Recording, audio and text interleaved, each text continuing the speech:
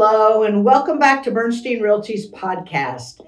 Today, I'm so excited to have a wonderful, wonderful friend and an incredible colleague and an amazing real estate agent, Shelby Matthews, here with me today. Hi. Very, very excited. And today, there's been a lot of calls to our office and a lot of calls on our cell phones as to what's happening in the market, because the market does seem to have changed a little bit, and it's in a shift. So are we shifting? The answer is definitely yes. So Shelby, what are you seeing in the market? All right, what does a shift mean to you?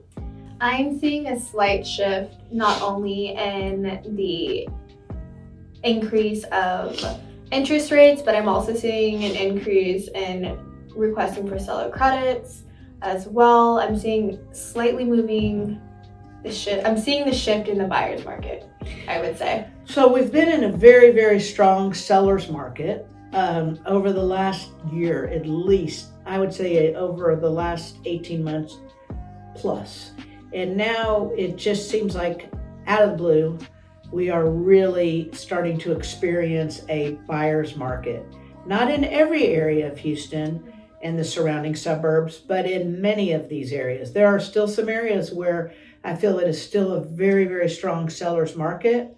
But there are many areas that it's starting to shift to a buyer's market. So what are those areas? I would say, Shelby, what areas do you think what areas are you seeing that the shift being the strongest? The strongest, well, I'm seeing a good amount in, of course, the highly desired Cypress and Katy areas surrounding with new construction. And I definitely think that's been a large shift just because it's competing so much with new construction and the interest rates that they're able to offer and the incentives and so forth.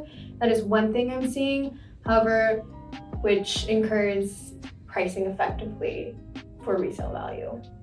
So I agree with that. In the areas that I'm seeing, the strongest in the city are Memorial, incredibly strong. I think it's strongly created by the demand for the amazing schools that Memorial offers, the Spring Branch Independent School District. I'm seeing Briar Grove, the neighborhood Briar Grove, very, very strong market right now. And definitely seeing West University, very, very strong. It's not uncommon still for a home to go on the market in those areas and to see multiple offers in a bidding war. And so there are still some areas where it's strong, but there are certainly areas where homes are taking a lot longer to sell. Prices are a lot more negotiable than they've been in months in the other areas. And the supply is definitely on the market. There's a lot of inventory. So the demand for multiple offers and having property sell in a day or two in the other areas other than the ones that I'm describing to you are definitely still there. So just know your market and know what is happening in that market so you know how to negotiate properly or not, etc. How are you seeing homes priced today, Shelby, in the market? Are you seeing reductions happening? Are you seeing homes sit on the market? What are you seeing? I'm seeing a factor of both. So once again, it comes back down to pricing effectively from the jump. If you price effectively from the jump, you'll likely have an offer. I've seen it within the last 12 days, which is incredible, right? Of course, it goes down to the condition of the home too. I'm also seeing a lot of price improvements. So there have been, $20,000 reductions and so forth. You normally see that after the first 2 weeks of being listed, just depending on the amount of traction that's coming into, and that has been helping a lot as well. But I am, I am seeing an immense shift in the price reductions, which is encouraging to really moving forward list effectively and have those numbers jotted down from the jump, hey, look, this is where we were, perhaps, at this time, this is where we are, and this is where we're going based on the most recent comparable. Got it. And so I also believe that there are some sellers agents that are pricing their homes to get into a bidding war. So it's not uncommon for a home to be worth a certain price and for the agent to list it lower to allow for the frenzy to happen and to get into a bidding war. And we're certainly still seeing those bidding wars in the areas I spoke to you about earlier: Memorial, Briar Grove, West University, areas like that. So I think that don't be surprised if you're in a bidding war, because a lot of times the home was priced for the bidding war. Yes. So what are some ways, if you get into a bidding war, that you can make your offer stronger? Okay, well, there's quite a few different avenues that you can consider in the bidding war. One is one of my personal favorites is option period. I think having a really strong option period and strong option fee to put forward. So a short option period. Short option and a higher large dollar amount. Yep. So to get the buyer to show that they have real skin in the game. Real skin in the game. They're not taking it lightly. They're respecting, the seller at the end of the day just as well for their due diligence period. And I would say being proactive and understanding the appraisal market too, and being aware of that. I know sometimes another tactic is rushing an appraisal if desired. If you can have that happen in your favor, that's something else to be mindful of too. Financing, right? I mean, so some of these offers are contingent on financing, but if you can at all feel confident in your financing and not make it contingent on financing, that is a big plus. Right. And not make it contingent on any appraisal. Right. Because certainly an appraisal can come in lower than the price in today's market. And if it does, then the buyer has an out. So sellers are looking today for appraisal waivers, meaning that whatever the home appraises for, the buyer is prepared to still buy it or put the cash to make the difference on that. So I think those are both ways to make it. Believe it or not, I'm seeing no option period on many where buyers are coming in. I think that's a gutsy move. You almost have to know that you have the funds available for any repairs that come up, because if it's not in an option period, then you are buying that house, period. The last 2 deals that I have closed as of late in the month of May, I had the same situation. Yes. So that I think is very important. So what can the sellers do in this market today, where we are seeing the shift? What are some things the seller can do to accommodate for the shift?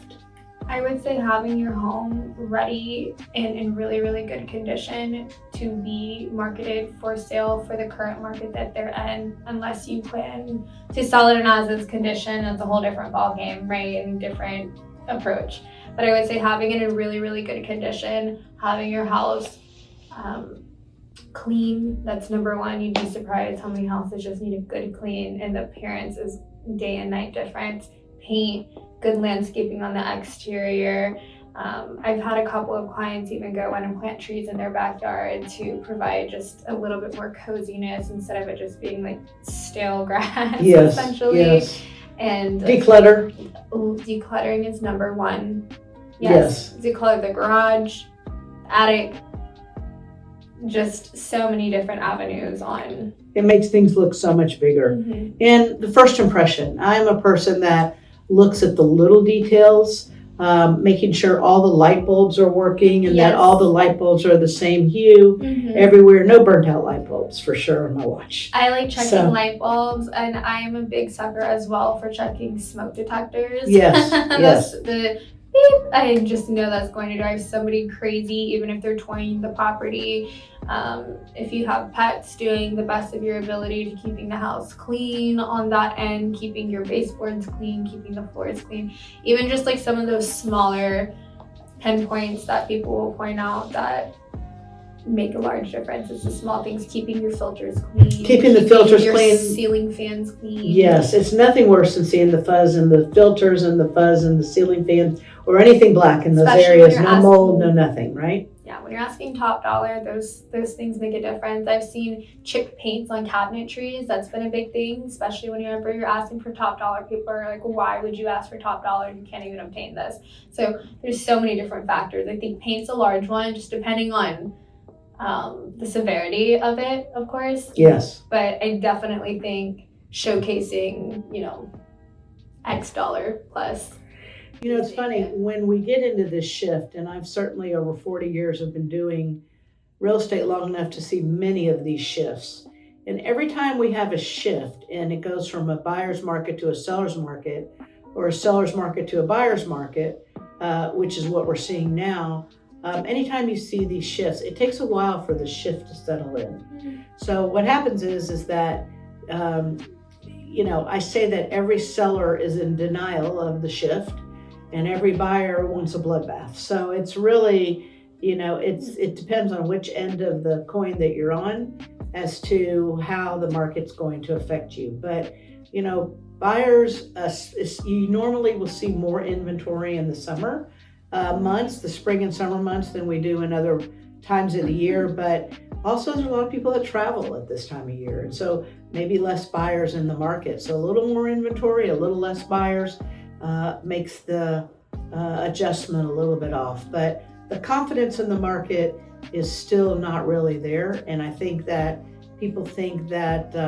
if they wait longer, that interest rates are going to go down. What do you think about interest rates? I have an opinion on them. I felt in 2026 that we were going to remain in the sixes, like 6.5 plus. I mean, of course, I've seen them go down in the low sixes, high fives, but that's so selective. And then even with that being said, I'm just as well as you have, I've seen them start seeping slowly into the low sevens. And of course, it just depends what type of loan that you're seeking, of course, and what you're putting down and what your debt to income is. But I definitely think moving forward, we're going to remain continuing from the sixes I to agree. the sevens. Oh, 6-7. 6-7. 6-7? No sevens. 5-6. 5-6. So I think those are really good little tidbits of the market, and certainly we could talk, you and I, all day about real estate. I think you'd rather talk about real estate than anything, and I know I would too, other than maybe Shopping. Jewelry. For sure, jewelry shopping. But other than that, I always like to inform people of the market. I think everyone probably has heard about the shift in the market, but certainly we could talk about it forever. So if you have any questions or there's more information that you would like to know about our real estate market as it is now, please call Shelby Matthews. She will get right back with you. I will tell you for certain, if working with Shelby, you'll have a wonderful, wonderful experience because she probably is one of the most positive, upbeat, all-in realtors I've ever known. So I'm very proud for her to be on the Bernstein Realty team. Anything further I'd like to say is let's just be mindful. Let's sit back. Let's talk about how the market is beginning to soften. And if you have questions and like to know a value of where your home is, call Amy or myself, and we would love to get with you and further inform you of today's market and where we're headed. Because your home is our expertise. Thank you very much for tuning in. We appreciate it. Please call, email, or reach out to us in any way, as we would love to help you with your next move. Thank you.